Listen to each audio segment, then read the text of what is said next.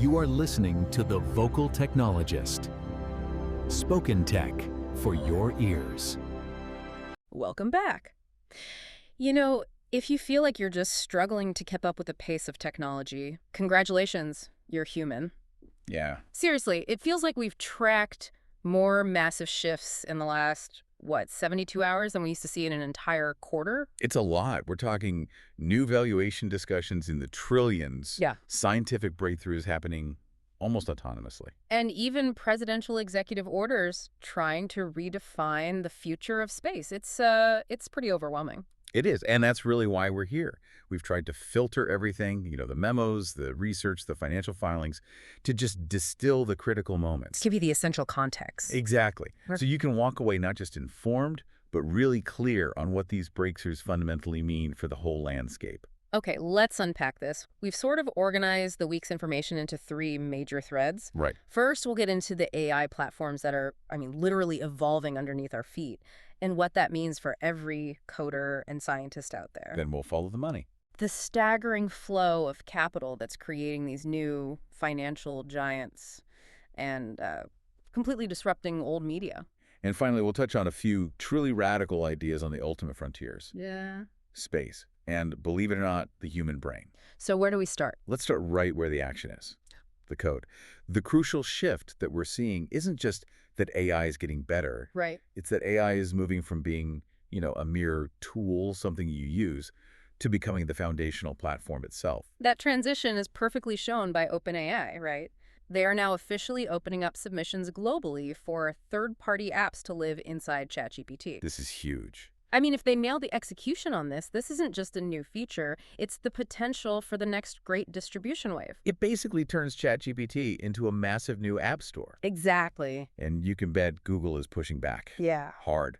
They immediately countered with the release of Gemini 3 Flash. Okay, so what's the hook?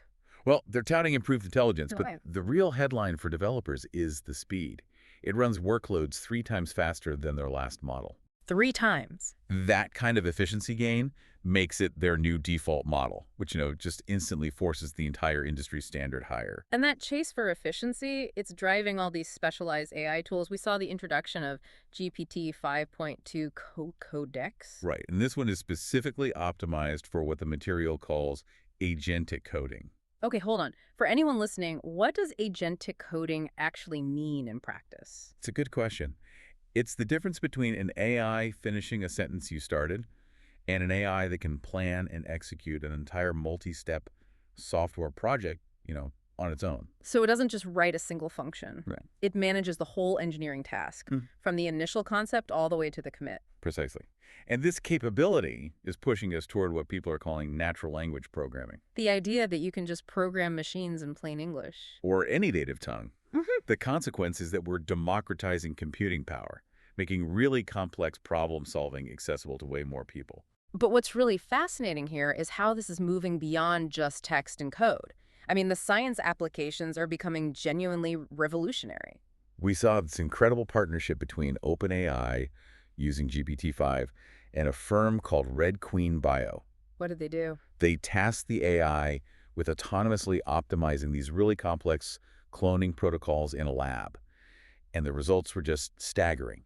The AI achieved a 79x efficiency gain. 79 times. 79. And not just through minor tweaks. It introduced a completely new enzyme-based approach to the problem. Wow. So that's not incremental improvement. That's radically changing the economics of how you do biological discovery. Absolutely. The takeaway for you is that this task, which involved really complex optimization, showed that GPT-5 is performing at the level of a competent PhD student. That's a huge claim. It is, but it fundamentally changes the economics of drug discovery. It could slash years off development timelines. That's the real revolution here. Meanwhile, the actual humans building all this stuff still have their day-to-day work. And the recent developer material confirms the big trends, right?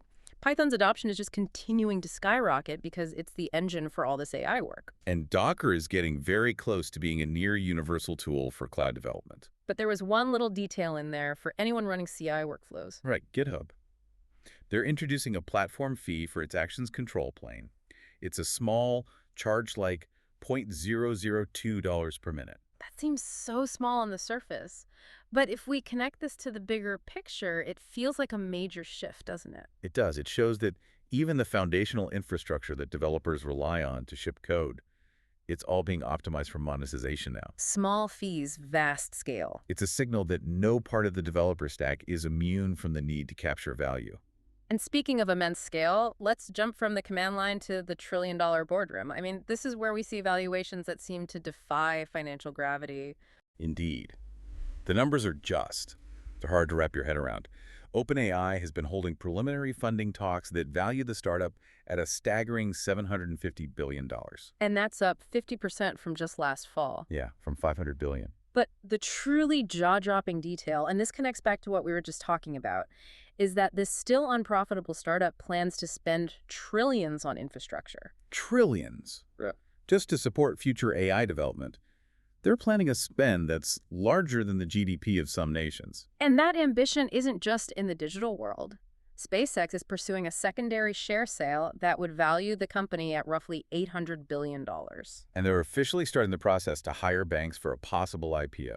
So the scale of capital you need to dominate these new fields, low Earth orbit and AI, is just fundamentally restructuring the financial world. Yeah, and if we connect this to the broader corporate picture, you see established companies starting to blur those traditional industry lines to compete. Like PayPal. Exactly. PayPal. They're filing to establish PayPal Bank, which would be a Utah industrial loan company. So what does that actually let them do? Well, an industrial loan company is kind of a hybrid. It can offer commercial loans and take FDIC-insured deposits. So the purpose here is twofold. Okay. First, they want to cut out third parties to make small business lending more efficient. And second, crucially, they want to offer customers FDIC-insured savings accounts directly. So they're becoming a real bank. They're transitioning into a true financial services provider, competing head-on with the major banks. It's the platformization of finance. And speaking of transitions, the media world is in a total frenzy over Warner Bros. Oh, the battle for Warner is definitely heating up. Netflix has launched a bid for their streaming and studio businesses. And they made a really interesting commitment. A fascinating one. If they're successful, they will release those movies in theaters, which is a huge shift for Netflix. It shows they recognize the value of that theatrical window. But what's Warner's plan? Well, they're planning to reject the hostile bid from Paramount. The core issue, from what we've seen, is financing. Not the price. It seems like it's more about the certainty. Paramount's proposal relies heavily on an Ellison family trust to backstop the deal.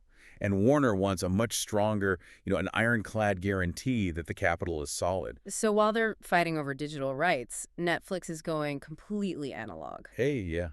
They're extending their brand into the physical world with Netflix House. Yeah. Permanent retail and theater locations. In places like King of Prussia, Galleria de Dallas. And Las Vegas in 2027. The goal is just to maximize the value of their IP by turning content into a real-world experience. And just to tie a bow on this section, there was a big compliance development with TikTok. A very important one. Their U.S. operations are being restructured into a new joint venture. The TikTok USDS joint venture. Right, and the deal explicitly includes Oracle acting as the trusted security partner.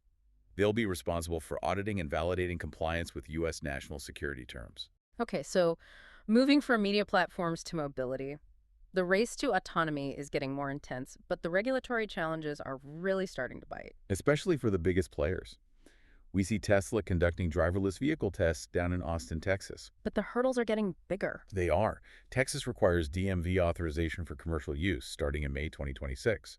And critically, Tesla still lacks the necessary permits for driverless testing or commercial operation in its home state, in California. It's that classic case of innovation moving faster than policy. It creates this weird patchwork of rules across the country. Meanwhile, Waymo is just focused on scaling up.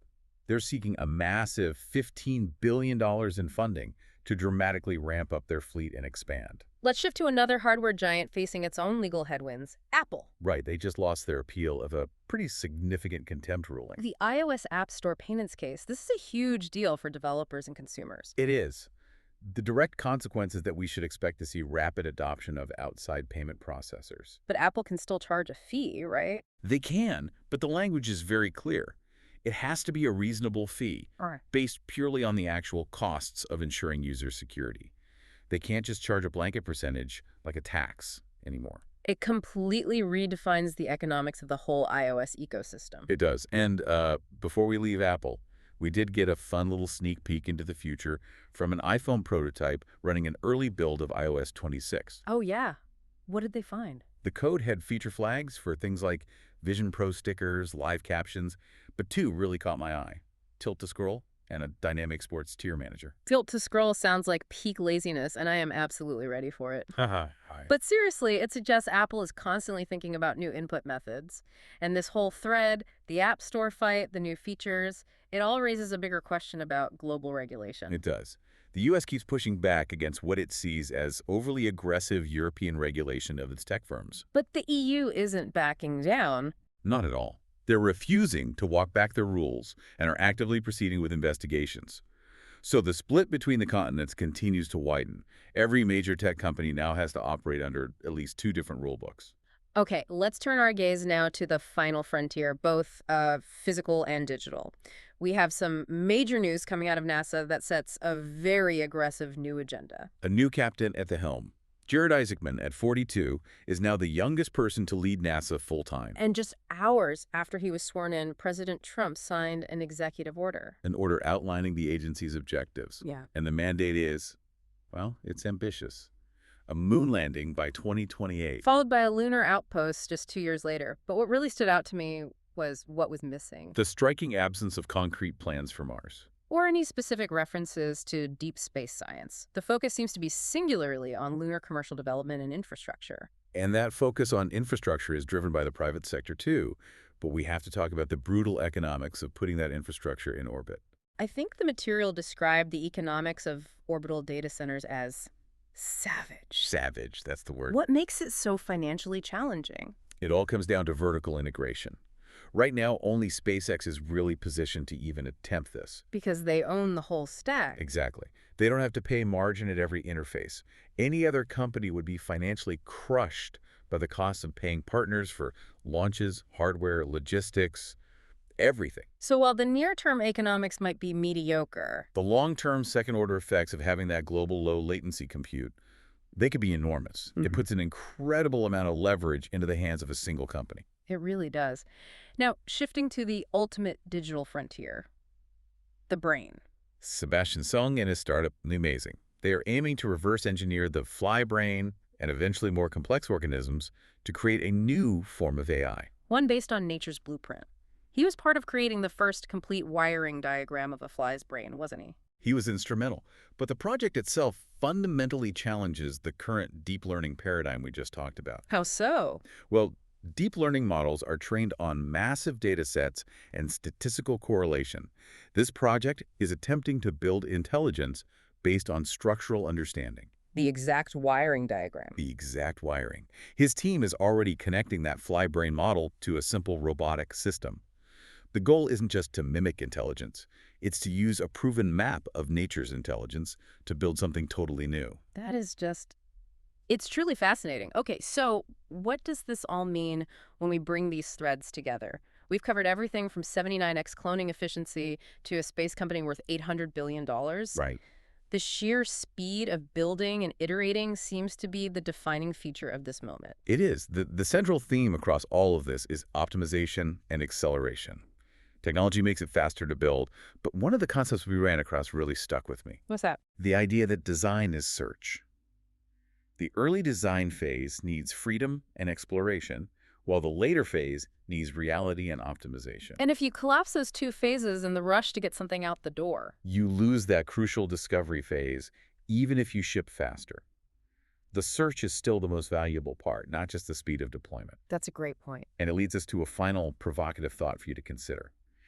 We see all this tremendous capital and technology focused on efficiency and speed. Right. However, we also know that 68% of CEOs plan to dramatically increase their AI spending in 2026, Okay. despite the fact that less than half of the current AI projects are actually generating positive financial returns. That gap between the spending ambition and the verifiable economic return is startling. What's driving that decision-making? It suggests that executives and VCs are being forced to chase momentum regardless of the hard data. They're investing in the promise of the platform, not the current return. So the fear of missing out. Which brings up the fundamental question. What's the real difference between a rational investment in long-term potential and the rational irrationality of venture capital? It's a dynamic worth keeping a very close eye on as these valuations continue to climb.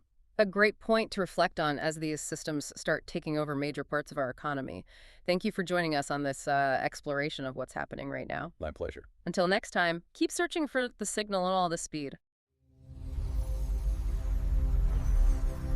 Spoken Tech for your ears.